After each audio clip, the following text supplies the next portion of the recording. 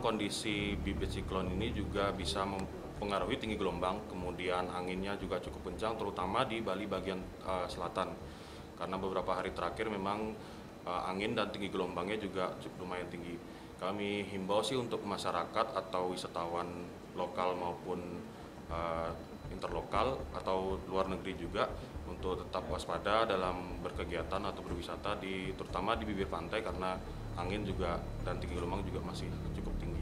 BMKG Pusat dan BMKG di Balai 3 sendiri untuk di Bali, beberapa hari terakhir ini hujan dan angin kencang ini diakibatkan karena adanya bibit siklon, terutama bibit siklon 97S yang lokasinya memang dekat dengan Pulau Bali.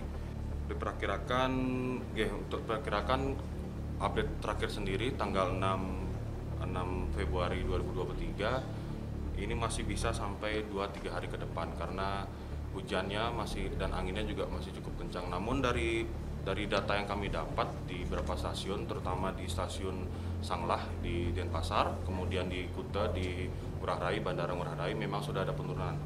Akan tetapi hujan dan angin masih akan terus terjadi untuk 2 hari atau 3 hari ke depan.